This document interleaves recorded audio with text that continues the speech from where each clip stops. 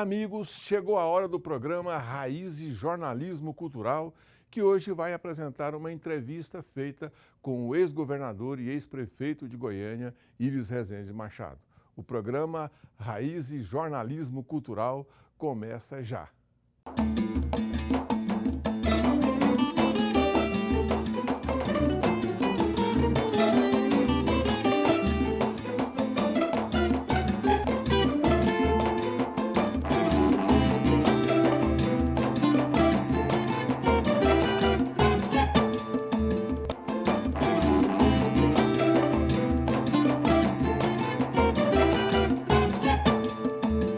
Parabéns, Goiânia, 82 anos de história.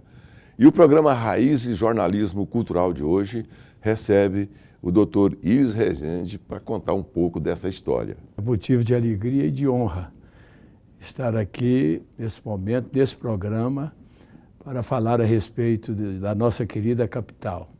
Edivaldo Lourenço? Pois é, Doracino, é realmente uma alegria estar aqui para entrevistar os convidados do Bom Dia, hoje especialmente o Dr. Íris Rezende, que é com certeza uma das pessoas que tem a maior ligação histórica e ainda está em atividade, histórica com Goiânia e ainda está em atividade. Vocês vão ver que Goiânia tem uma história linda e o Dr. Íris sabe muito sobre Goiânia. Aliás, o Dr. Íris é o partícipe dessa história, da construção de Goiânia, né? Bom, nós temos aí, na verdade, Dr. Íris, três datas importantes para Goiânia. 24 de outubro de 1933, quando foi lançada a Pedra Fundamental, né? A data de 23 de março de 1937, quando a capital foi transferida de Goiás para Goiânia, né? E o batismo cultural de 5 de julho de 1942. Os historiadores se dividem nessas três datas. O que mais marca a história de Goiânia? Bem, na verdade, em 1933, 24 de outubro, data que considerada de tão grande importância que mudou o nome de uma avenida em Campinas para 24 de outubro, justamente pela importância da data. Foi o momento em que Pedro Ludovico anunciou oficialmente o início da construção da nova capital. Como é que foi esse anúncio, doutor Íris? Bem, em primeiro lugar, veio o trabalho de localização. Silvânia disputava. Dom Manuel, que era uma figura das mais importantes daqui do Centro-Oeste, pleiteava a construção da nova capital em Silvânia. Outros pleiteavam em Morrinhos, se falavam inclusive em Jaraguá, mas Pedro Ludovico decidiu por Campinas.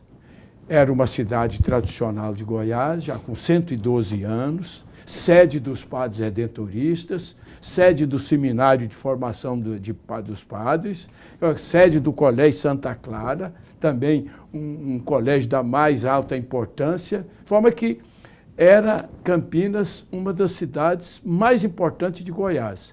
E Pedro Ludovico decidiu por Campinas, que perdeu a sua autonomia política, tinha seu prefeito, Câmara de Vereadores, Campinas chegou a eleger senador Moraes Filho e se tornou um bairro de Goiânia. Eu entendo que Dr. Pedro estabeleceu o local justamente pela existência do Rio Meia Ponte. É uma questão de visão. Um dia eu até discutia isso com ele. Ele falou assim, foi um dos motivos. Que até há pouco tempo, antes que eu construísse a captação de água do Rio Meia Ponte, era aqui o João Leite que abastecia Goiânia. Mas não existisse o Meia Ponte, fosse em outra cidade. Bem, então, em primeiro lugar, eu gostaria de dizer, não se pode falar em Goiânia sem antes prestar homenagem, reconhecer o mérito do Dr. Pedro Ludovico. Naquela época, ele entendeu que Goiás passaria a experimentar um processo de desenvolvimento e a cidade de Goiás era plantada ali ainda pelos bandeirantes num local assim tomado de montanhas, de morros. Ele teve essa visão que precisava de uma capital que se comunicasse imediatamente com todas as regiões de Goiás. estabeleceu Goiânia. Então, ao doutor Pedro do Vico, as nossas homenagens.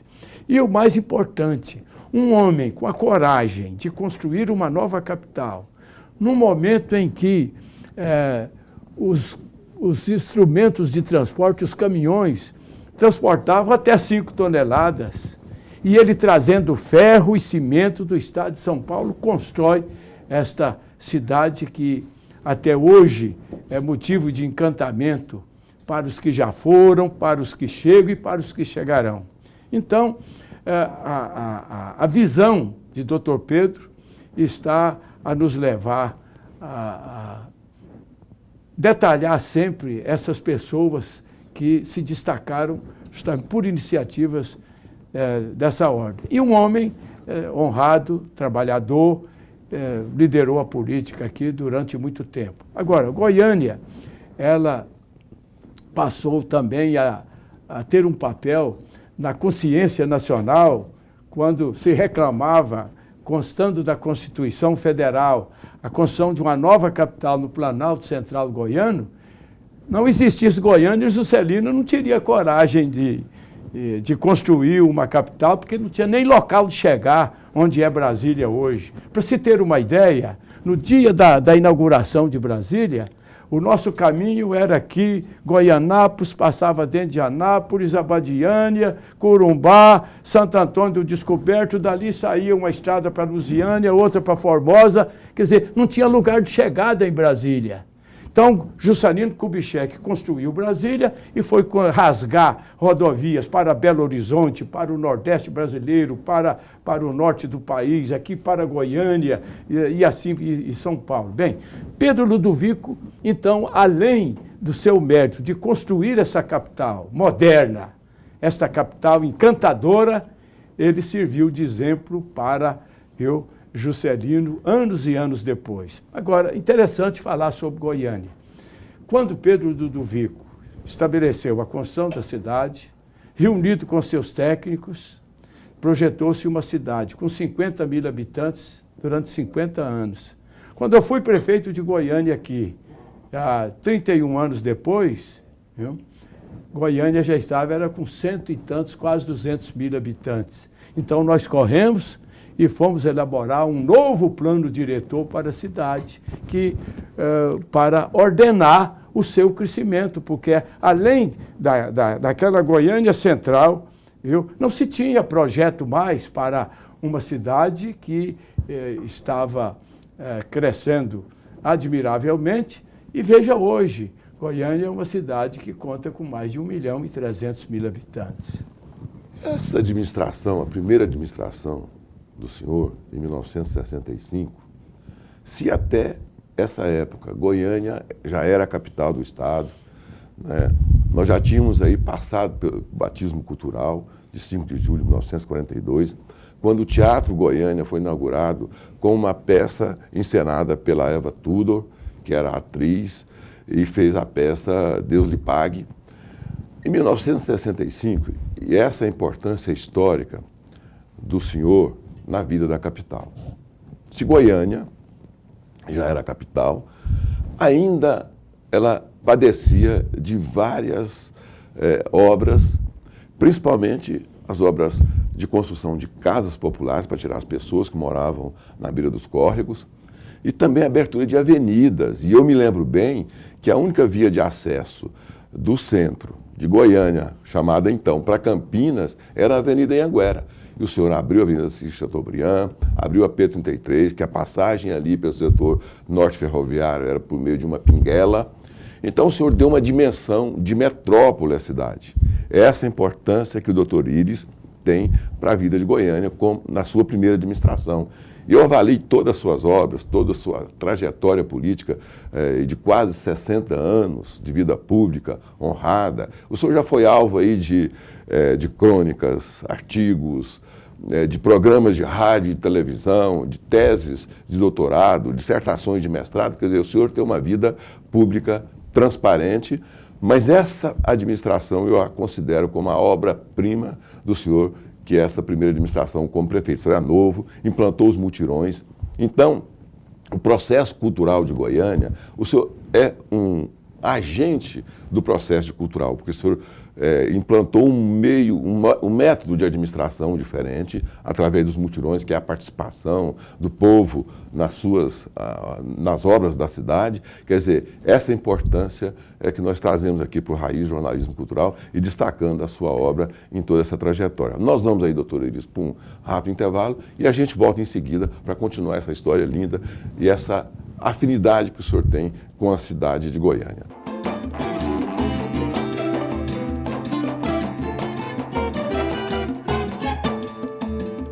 Raiz e Jornalismo Cultural no aniversário de Goiânia, 82 anos. E o entrevistado do programa hoje é o doutor Iris Rezende Machado, prefeito várias vezes da cidade. Uma alegria receber o senhor de novo aqui, o senhor aqui no programa, Edival Lourenço. Pois é, Doracino, o Iris, o doutor Iris, ele tem uma história interessante, porque ele é um sujeito assim que nasceu na roça, puxou o cabo de enxada, quer dizer, puxou o guatambu, como se diz lá na roça.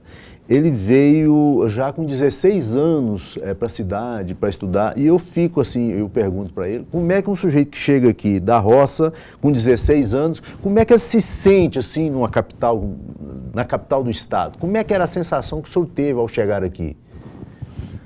Bem, na verdade, eu tenho falado em conversações assim com amigos, que a minha carreira política ela só encontra explicação no campo espiritual, porque nasci numa comunidade pequenina, fui criado na zona rural até os 15 anos e 7 meses, quando meu pai decidiu se deslocar para Goiânia, vender tudo lá em Cristianópolis, para que nós tivéssemos a oportunidade de estudar.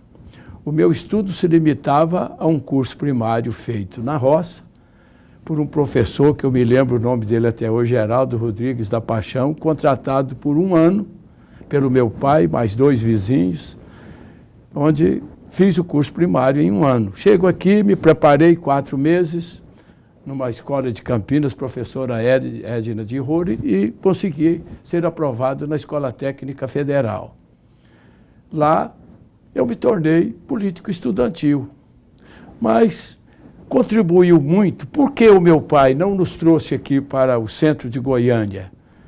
Porque a população de Campinas, ela foi se revoltando, ela que lutou tanto pela construção, pela localização da capital aqui, ela foi se situando contra o governo, porque o governo construía Goiânia, asfaltava rua, iluminação, jardins, praças, mas Campinas não recebia nada, não recebia asfalto, não recebia água tratada, não recebia esgoto, não recebia iluminação pública. Basta dizer que quando eu assumi a prefeitura de Goiânia, Campinas tinha 3 ruas asfaltadas. Bem, mas então me veio na cabeça, prefeitura de Goiânia, eu pensando mais em Campinas do que na própria Goiânia, né? Bem, fui eleito prefeito quando eu estava no 3º ano da Assembleia Legislativa, tanto é que eu perdi 1 ano de mandato. Assumi a prefeitura.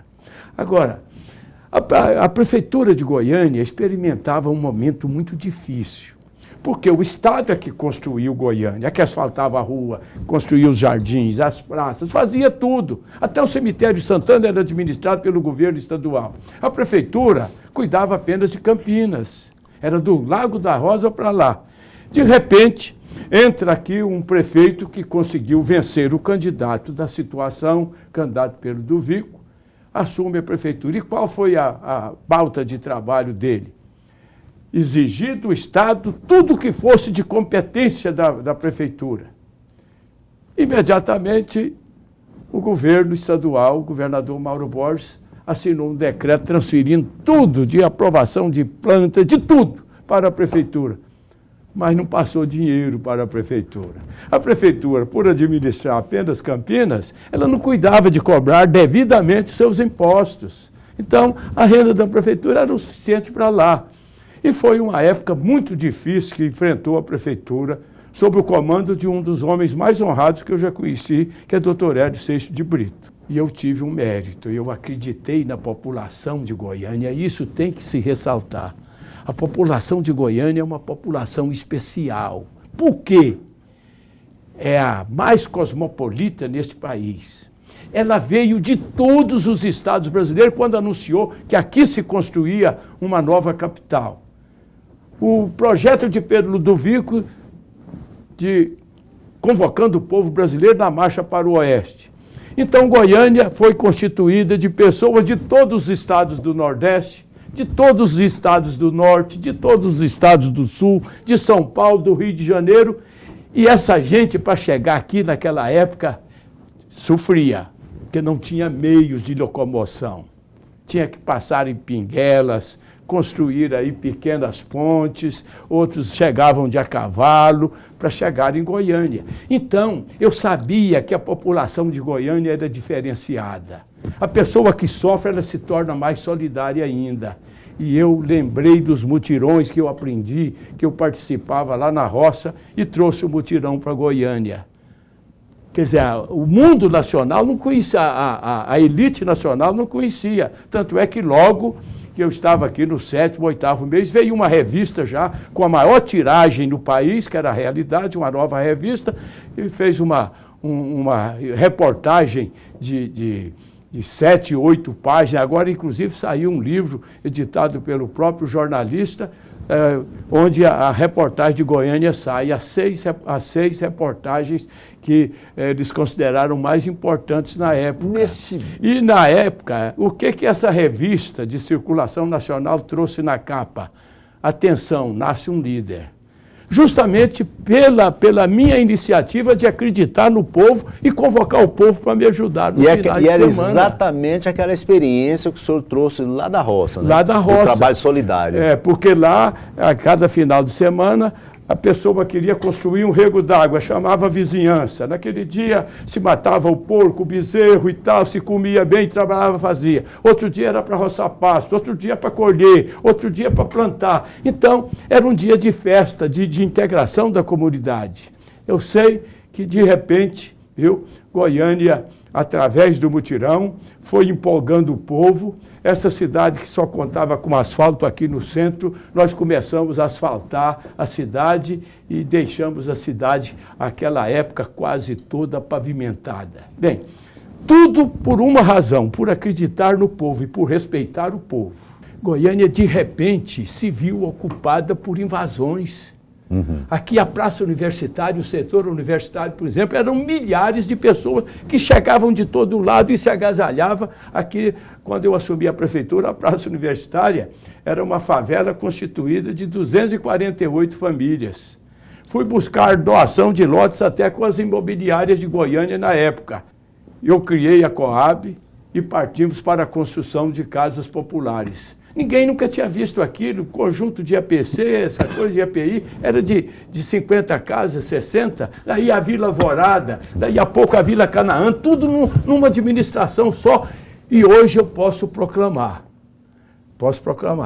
Goiânia é a cidade brasileira com mais de 1 milhão de habitantes que não tem favelas. O senhor veja a minha concepção do que era uma invasão, uma favela. O que não acontecia no Rio de Janeiro. As favelas foram tomando conta das encostas lá dos morros e das serras. Ninguém cuidava, ninguém se preocupava com aquilo. De repente, era o próprio governo a encomendar para artistas famosos quadros das favelas, para presentear os presidentes, os chefes de Estado que chegavam aqui no Brasil, como se aquilo fosse um enfeite da cidade. Então, quer dizer, nós tivemos essa preocupação, tudo porque a população de Goiânia é solidária. A população de Goiânia é especial, ela merece as nossas homenagens. Aqueles que chegaram aqui, os nossos bisavós, os nossos avós, os nossos pais, estão a merecer, nessa comemoração dos 82 anos, uma homenagem de cada um de vocês que me veio, os seus pais, os seus avós, que vieram enfrentar dificuldades e ajudaram a construir essa cidade hoje, orgulho de todos nós. E o programa Raízes e Jornalismo Cultural vai para um rápido intervalo e a gente volta já já. Não some não.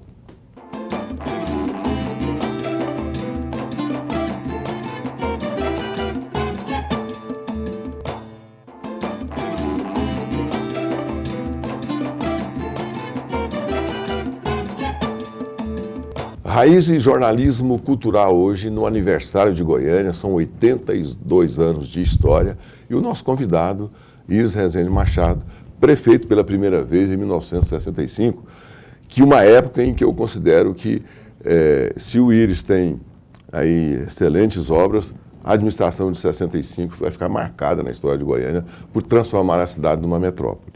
Bom, além de casas, além de abertura de avenidas, né, Do plano diretor. do plano diretor, dessa forma de governar participativa, que levou o senhor até os Estados Unidos, onde o senhor fez palestras sobre esse método de administrar e de participação da população. Mas Goiânia, principalmente, que hoje é o aniversário dela, a nossa homenagem especial a Goiânia e ao doutor Iris Rezende Machado. Eu, assumindo o governo, quer dizer, quando prefeito, lutei noite e dia, procurei realizar um trabalho preparando Goiânia para o futuro. Mas, ao final do meu mandato, fui cassado pela ditadura, fui trabalhar na advocacia durante 11 anos e, quando terminava a suspensão dos meus direitos políticos, reabriram as urnas para o povo voltar a eleger seus governadores. Eu me candidatei. E eleito governador, eu não esqueci de Goiânia.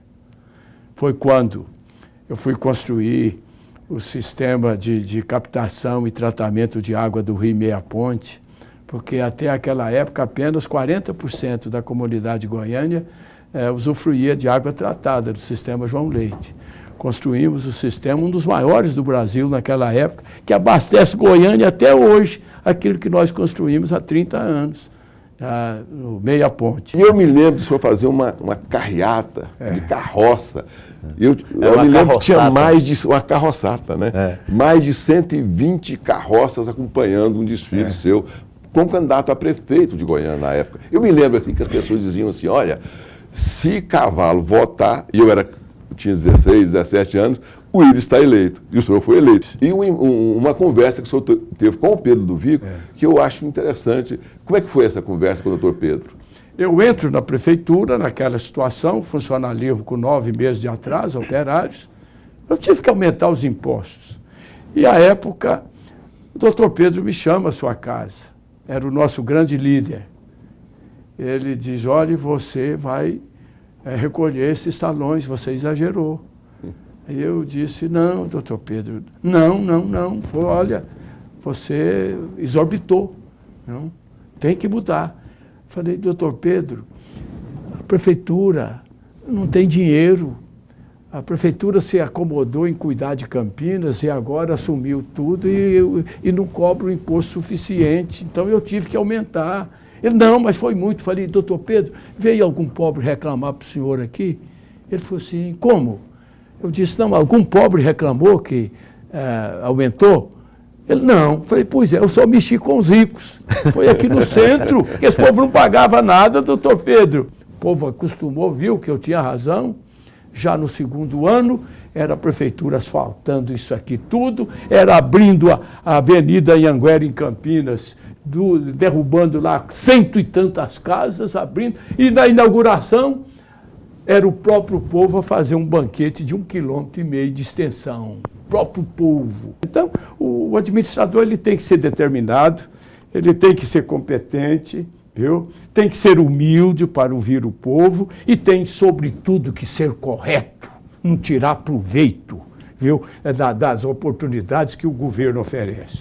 Doutor Iris, o Goiânia tem um momento muito importante na vida nacional e o senhor foi um dos pivôs desse movimento, que foi as Diretas Já. Diretas Já. O senhor poderia falar rapidamente sobre esse movimento? Bem, eu recebo. O Ulisses Guimarães veio a um comício aqui meu em Goiás, em 82. E ele ouviu uma expressão minha no discurso. Eleito governador, vou transformar o governo do Estado num instrumento de construção de uma nova estrutura que permita o desenvolvimento do Estado. Eleito governador, vou transformar o governo num instrumento de luta pela redemocratização do Brasil. E naquela época tinha que ter coragem para usar essas... Ele ouviu aquilo. Bem, um dia ele me telefona. Ô Iris, olhe, nós estamos preparando o movimento para aprovar uma emenda à Constituição estabelecendo eleições diretas para presidente da República. Que o governador já tinha sido eleito, eu tinha sido eleito meses atrás, né? Ele tinha sido empossado.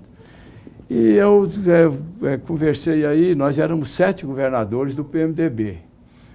Eu conversei do MDB, conversei com alguns governadores e eles não se entusiasmaram.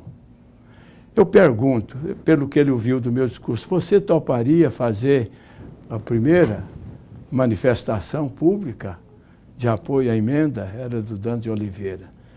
Eu sabia por que os outros não se entusiasmaram, porque quem fizesse a primeira, ninguém sabia se ia amanhecer no dia cassado ou preso. Seria eu cassado de novo. Eu falei, não, presidente, podemos marcar. E marcamos. Ele veio para cá, e eu acredito, para falar para 10 mil pessoas.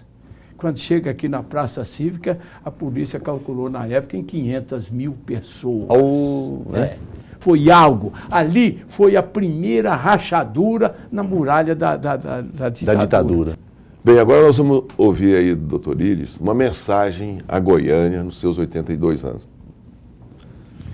Goiânia não seria a cidade que é, essa cidade centro de universidades, centro de evolução da ciência médica, centro comercial extraordinário, centro em tudo nesse país. Ela não seria a Goiânia que é sem você, sem a ação do seu pai, do seu avô, enfim, de todos que hoje, ontem e no início da sua construção participaram.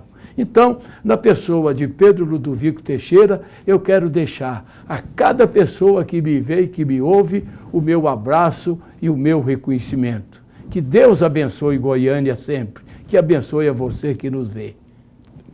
Uma bela mensagem. Muito obrigado pela presença do senhor aqui no programa, doutor Íris. Só obrigado. Você sabe que eu vivo fugido, né? Ele é que me arranca de lá. E o programa Raízes Jornalismo Cultural volta no próximo sábado. Até lá.